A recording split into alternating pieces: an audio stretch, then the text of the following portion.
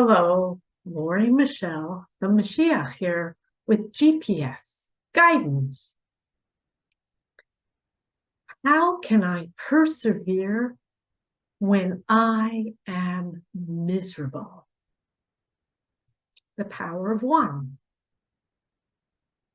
This should actually be morning chat with Hashem. Why? Because I had 2 to 3 hours of conversation with him this morning because I am miserable. I know online, when I get to record something for you, I sometimes look cheerful, I giggle, I laugh, whatever. I am miserable. I hate it here.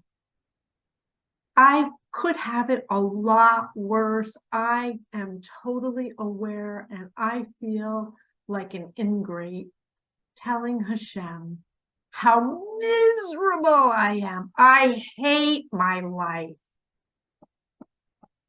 Am I tearing you up? You're not alone. Are you miserable? I'm so miserable. But listen up, because this is really good advice from the King of the universe. He's real. Isn't that great news? And the power of one is not just him. That's not what I'm talking about, but he is the most powerful one and the only one. The power of one is something that's written about. You can research it. I've done presentations back in the day when I had a marketing company. The power of one. That's not what this is about. This came straight from him, because I woke up this morning and I said to him what I say very often: how long do I have to stay here? And he's told me, and I've posted about it. Forever. And I'm not even going to go there. This is not about redemption, but it is about redemption, because how do I persevere and work for something that I don't even believe will happen? Really, I don't believe redemption will happen. The King of the universe says it's fait accompli. We're going to have redemption. And you have to make it happen. And you're not doing anything. Well, some of you are. A few, we're not going to make it. And he says, oh, yes, we're going to make it. So it's a paradox that I live in the middle of. And every night I'm looking at the news feed, the war in Israel, and it's horrible. And I'm looking cheerful, maybe. I'm not cheerful. I could carry luggage under here. I don't sleep. In fact, I'm going to do a sleep study soon, because I don't sleep hardly at all. 2 hours, I'm up, I'm looking at the news feed, I'm crying. I can't stand it here. So how do you persevere? Are you miserable too? Maybe for some other reason. Maybe you've got a miserable marriage.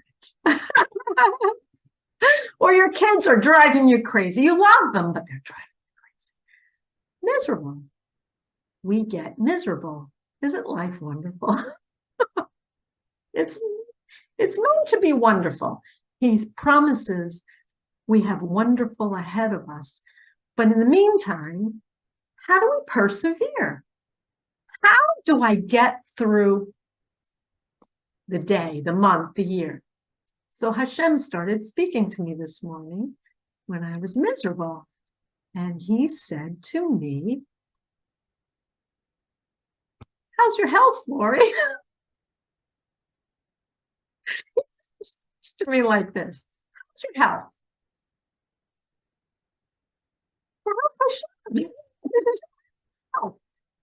I've had a run-in with my heart. I have heart disease. But I recently got a test, an echocardiogram, and it's miraculous. I'm really doing very, very well. And my blood sugar's down. I was pre-diabetic, and now I'm not pre-diabetic. Baruch Hashem. He said, you're welcome. So he said, barring anything happening to you, like a missile dropping on my apartment. Yeah. Or a terrorist incursion. Yeah, it's happening. How long do you think you have to live? Putting on a shelf the whole redemption idea for the moment. That was this morning. He said, let's put it on the shelf. I know you don't believe me. How long do you think you have to live? And I did a little calculation and I said, well, with the way I take care of myself and my heart is doing well, and maybe 30 more years, God forbid. And then I thought about it. How could I say such a thing? 30 years is nothing.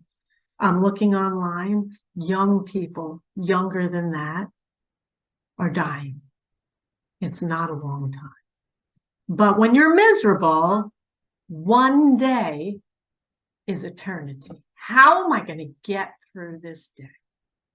So that's where he started talking to me about the power of one. And he wasn't talking about himself necessarily, though he is the strongest one. He said, Lori, 30, 35, 36 years you have left on this earth. What kind of plan do you want for the rest of your life? How are you going to live out the rest of your life? And I said, wow. I said, I don't know if I can do that. He said, you're right, you can't. He said, I did not even speak to you until less than 15 years ago.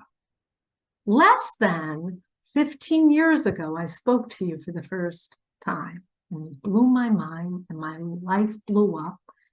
And now I live in Israel in the middle of a war. He said, did you plan for this? I did not plan for this. So he said, you really can't. But he said, you can take one moment. What can you do in the moment? One moment. I said, in one moment, I can choose between good and evil, which we have to do. That's the lesson I've been teaching. We must choose better. And he said, no one's better at that than me. I said, okay, so I've got the moments lit. One moment, I choose good. He said, yes. And then one day, what are you going to do today? What's your plan for today? Do you have one? I said, yeah, I run, I go to the gym, I run errands, I do stuff, physical stuff. He said, right. He said, what are you going to do today for your spirit? Because you need a plan for both physical and spiritual. I said, I'll talk to you. He said, more than that, we need a plan to heal your spirit one day at a time. So today, I'm not going to share a plan with you of what I'm going to do every day, but I'm just sharing the outline of what you have to do to make your life make sense and persevere when you're miserable like me. I know, I don't sound miserable. Trust me, I'm miserable. One moment, one day, plan your day. 1 week, plan the week. What are you doing for the week? What are you going to accomplish for the week? My week ends on the Sabbath, Shabbos. So I must come up with a plan of what I'm going to accomplish physically, and spiritually. And at the end of the week, I can evaluate, how did I do this week? And then he said, 1 month, have an outline. What do you want to accomplish in the month of December, which is next month? January. And then he said, 1 year. Don't go beyond 1 year. Have an outline What are you going to accomplish, Lori, in 1 year? Can you do that? I said, with your help, Hashem. And he said, you will have my help. And by the way, you have his help too.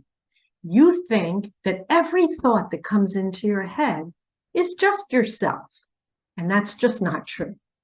There's a lot going on inside of you that you're unaware of. He speaks to you in your own voice. He does. He gives you ideas. But unfortunately, there's also demons surrounding you and voices inside your head, sort of an artificial intelligence, baiting you to choose the wrong thing. Yeah, it's a horror, evil inclination. So you've got to choose one moment at a time. What's that thought? Is it good? Choose the good thought. One day at a time. Have a plan for your day. It doesn't have to be earth-shattering, just an accomplished day that when you go to bed at night, you feel like, okay, I did this for my body and this for my soul. 1 week, 1 month, and 1 year. That's it, the power of one. So stay focused, stay strong, don't wallow in the miserable, and accomplish something every moment, every day, every week, every month, and make a plan for 1 year. GPS, that's your guidance of how to persevere when you're miserable, like the Moshiach. I love you, people. There's someone in there right now who's listening to this message, and you really lifted my spirit today. I told you so. The power of one. One voice reached out to me today, and you inspired me to keep working. God bless you, he says. People like you are going to bring forward world redemption. I love you. God bless you. Tune in again.